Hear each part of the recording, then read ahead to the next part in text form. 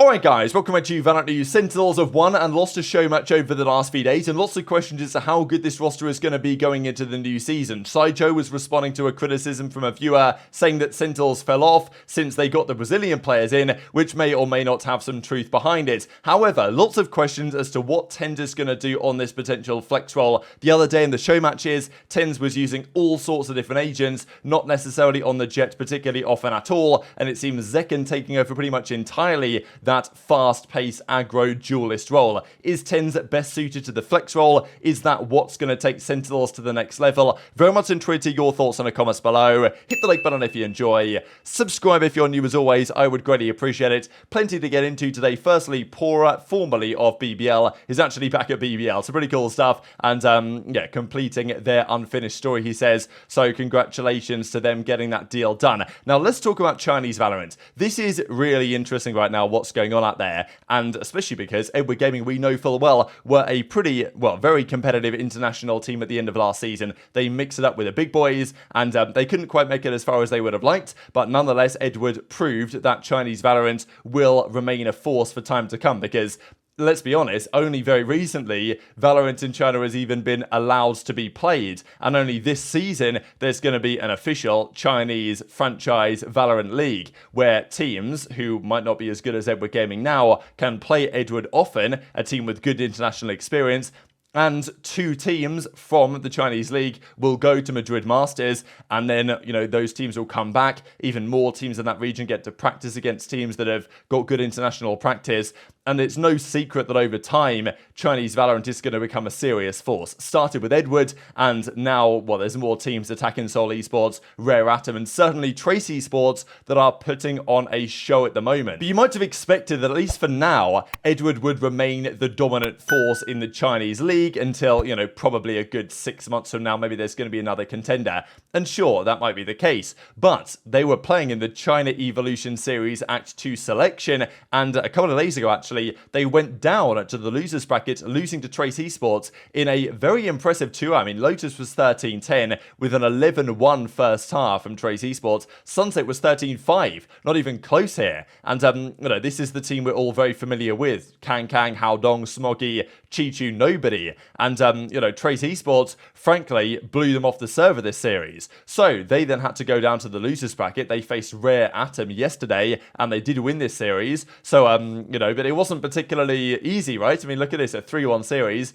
The numbers aren't dominant. Kang goes negative on all sorts of different agents, and we'll see that with TenZ in a second. They won the split 13-10, 13-2 then, the other way on Lotus. Seemingly not their best map at the moment right now. EDG struggling quite a fair bit. Bind was 13-10 their way, and then it was 13-5. So still the better team here against Rare Atom, but, you know, far from comfortable. Then we get into what the actual overall bracket looks like. So Trace Esports find themselves in the final up against Edward right about now, and actually if we go to the series and hit the refresh button, as of recording, it is currently 3-3, so it's only just started. You guys probably know by the time this video goes live what the result is, but still, Trace Esports, Edward Gaming, this is, it's interesting to see Edward Gaming be challenged, because I think people expected that for some time. That probably wasn't going to be the case in this region, but already we are seeing other teams really take the fight to Edward, a team that was, you know, top 6, top 8 internationally at the end of last season, and looked very competitive. They are going to have, well, a serious time on their hands, I think, going forwards, trying to, well, this region is just going to be massively interesting. And, okay, Edward, for now, take a quick little 4-3 lead. This is the event as it stands live. Now, let's get into this stuff on Sentinels. First of all, I just saw this from Zekken. We did discuss yesterday,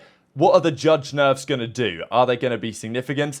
You know, you do see that players do love to jump around corners and, you know, use the judge in that way. The jumping spread being increased, the running spread being increased, does mean it's less accurate. I think it's definitely going to be noticeable. The mag size reduction as well is significant enough. Will the judge still be usable? I think yes. Will it be as overpowered? Probably not. And, you know, and Zekken does say that it's probably still going to be broken. But TenZ, I saw on stream the other day, was using quite a bit of the judge, actually, and was using all sorts of different agents. And this seems to be what TenZ is going to plan to do going forward, especially in his relationship with Zekken on that particular roster. This comes at an interesting time for Sentinels. They lost a show match to MXS the other day. They then won the show match against G2, and there are plenty more Sentinels matches to come in their Sen Invitational that we'll see in a couple of minutes' time. But Sideshow had an interesting comment on stream. He was watching a game. Someone came in the chat and said that basically Sentinels fell off since they got the Brazilians, which, you know, isn't really, if you look at it historically, that's not necessarily the case, because before they got the Brazilians in 2022,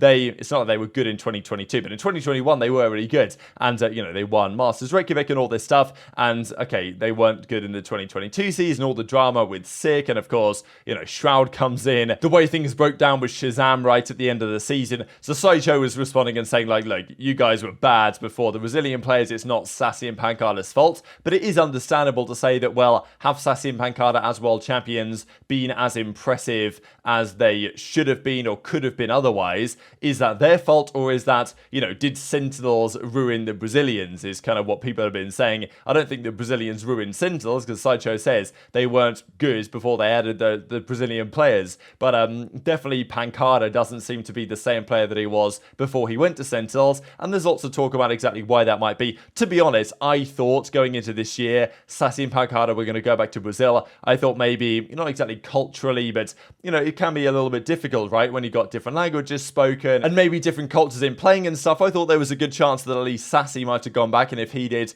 probably pANcada would have done as well. But they've kept with the roster, and look, they've shown some promise, but also they've shown that they are still vulnerable in the series they played against MXS. So this is what Sideshow has to say, but also a couple of clips from TenZ using Yoru and using KO, agents that he's been using a lot on stream the other day and used in their show matches. The Brazilians have ruined my Sen.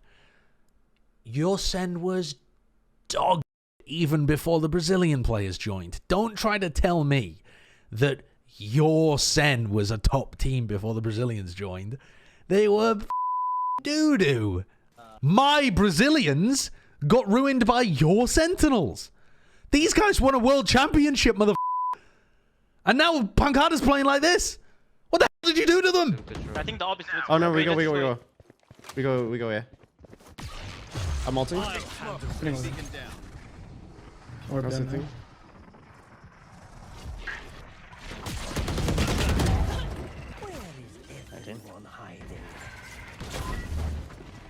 One flank, two spawn. One enemy remaining. I have it. Sorry, this was taken.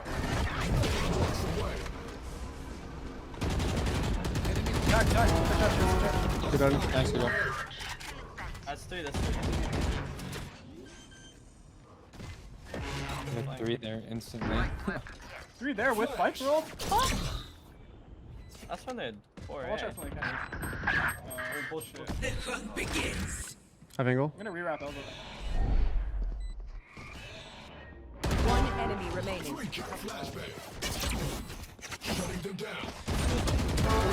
Nice. So in the series they lost to Moist Shopify, TenZ was using all sorts of stuff, and this is a very consistent trend you will see lately, with, of course, pANcada's back on the smokes full time, which is probably where he wants and needs to be. John QT on the Sentinel as the IGL of the roster. Zekken is pretty much just doing the duelist role. He'll be on the Raze, he'll be on the Jet, whatever it takes, and sure, there might be some maps where you might want to double up there, but TenZ on this kind of very interesting flexible role that he's been running for some time. Every map here he used different agents. A Bind he was on at the Yoru, did pretty well. They dominated it 13-2, probably the only map that they seemed particularly comfortable on. Since they went down, TenZ was on the KO, and then next map on Haven, the final map, TenZ was on the Harbour, and he did well this series. Like, you know, given the circumstances, TenZ was all over the place, using all sorts of different agents, and he definitely held his own, and that might be the key for Sentinels. Now, they played, of course, against G2, and a slightly different story. TenZ didn't have the most comfortable series, but again, played on all sorts of different agents. He used, again, 3 agents, Breach this time, Yoru, and then KO. And again, Zekken on the Raze and the Jet. So clearly this is the plan here for Sentinels going forwards. That Zekken will be the duelist, Sassy will be on the initiator, well, in this case, Zelsis, but usually it would have been, of course, a pANcada on the smokes, and then TenZ will be on that flexible role. The thing that people are wondering, though, is that, you know, if there is going to be a flex player, maybe, is Zelsis not suited to that type of role? Maybe so. And this is where where I think the Zelsis being on the bench is very interesting for Sentinels, because there's lots of options. Can Zelsis come in and run smokes? Sure. Is that what's best for the team? Not necessarily. pANcada will be back. But could Zelsis, if necessary, step in and potentially play, the flexible role? Maybe so. But that seems to be what TenZ wants to do. We know that for a long time now, TenZ has talked about Euro wanting to play these characters. Now he's getting the chance to. I think Breach will be a good one as well for him to learn and get better with. And okay, he played it on Sunset and he was okay. But yeah, they went down 13-11 in the end. And this is what even Scott Robertson said for .esports quite a while ago, that, look, pANcada back to smokes,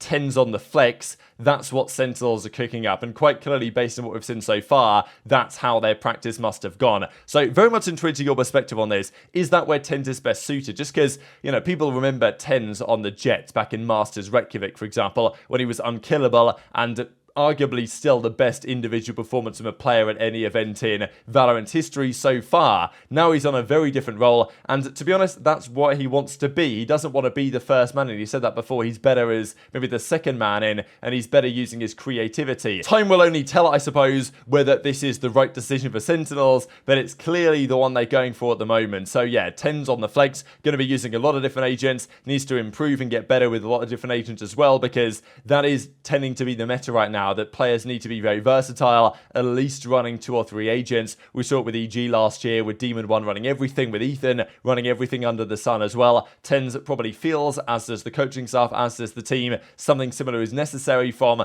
effectively their star player if they want to continue to perform at the level that they want to be at. We're going to see lots more of this over the coming days to find out whether this is true and whether Sentinels will change their mind. But yeah, the Sen Invitational, November the 1st on the Wednesday to November the 3rd on the Friday. That's what we're looking at. And yeah, Sen, Moist, Shopify, Oxygen, and G2 and 10. Those are the guys that they're going to play against. So we'll see if this evidence so far maintains itself over time. So very much intrigued to your thoughts on all this stuff in the comments below. Hit the like button if you enjoyed. Subscribe if you're new. Take care. And I'll see you next time.